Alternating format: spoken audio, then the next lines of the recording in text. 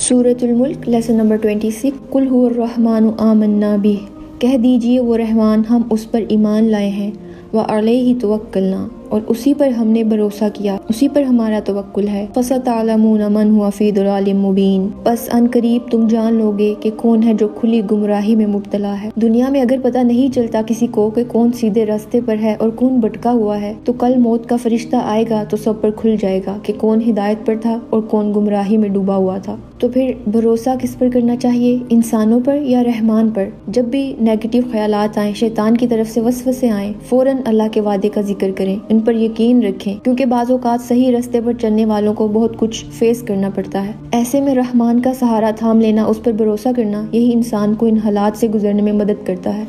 सूरतुल मुल्क lesson number 27 कुल अराइतुम इन अस्बह माऊकुम गौरन, क्या गौर किया तुमने अगर हो जाए तुम्हारा पानी गहरा। गौर कहते हैं नशेबी जमीन को, खो को, ज़ेरे जमीन गहराई को। कह दीजिए कि अगर तुम्हारा पानी जमीन के अंदर उतर जाए, वमन यअतीकुम बिमाइन मईन, तो कौन है जो लाए तुम्हारे पास बहता हुआ पानी। यानी अगर अल्लाह सुब्हानहू व तआला तुम्हारा पानी जमीन के नीचे इतना दूर ले जाए तो तुम्हारी सारी मशीनें बेकार हो जाएं, कोई भी इस पानी को फिर निकाल नहीं सकेगा। ये उसकी खास रहमत है कि उसने पानी का एक खास लेवल जमीन के नीचे रखा हुआ है ताकि इंसान उससे फ़ायदा उठा सके। उससे महफूज भी रखा है, लेकिन ऐसा नीचे भी नहीं रखा कि इंसान उसे इस्तेमाल न कर सके। हाँ, अगर किसी वक्त वो ले जाए तो तुम कुछ भी नहीं कर सकते, कुछ भी तुम्हारे हाथ में नहीं है। तुम तो इतने मोहताज हो कि जिंदा रहने के लिए पानी के एक कतरे के भी मालिक नहीं हो।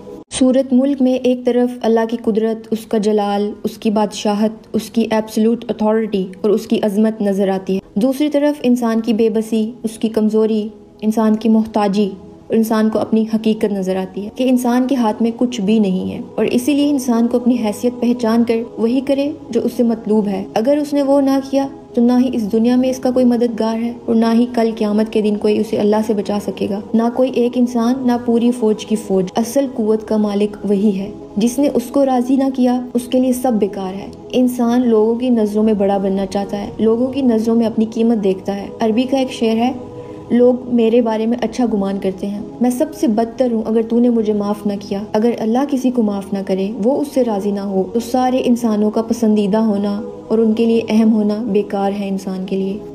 आपने सूरत मुल्क से क्या सीखा, अपने लिए क्या सबक निकाला? सूरत मुल्क पढ़ के जो मुझे समझ आई कि एक ऐसी हस्ती जिसके पास हर किस्म की अथॉरिटी है, हर चीज़ का मालिक वो है, हर चीज़ पर उसकी हुकूमत है, और वो हस्ती हमारा रब है। हर चीज़ उसके इख्तियार में है। मेरे मसले हल करना, मेरी दुआएं कबूल करना, मुझे रिज़्क रोज़ी देना, सब उसके हाथ में है। तो एक अक्ल फहम रखने वाला इंसान होने के नाते मुझ पर लाजिम है कि मैं उसको राज़ी करूँ, मैं उसके साथ अपने ताल्लुकात बेहतर करूं, उसको खुश करने की कोशिश करूं, ना कि मैं पीपल प्लीजर बनूं। उसको अपना मालिक मानकर उसके आगे सर झुका दूं। तो फिर जो अल्लाह से राज़ी हो जाता है, फिर अल्लाह भी उसको राज़ी कर देता है। हमें और क्या चाहिए इस दुनिया से कि इस पूरी कायनात को बनाने वाला हमसे राज़ी हो, वो हमारा हो।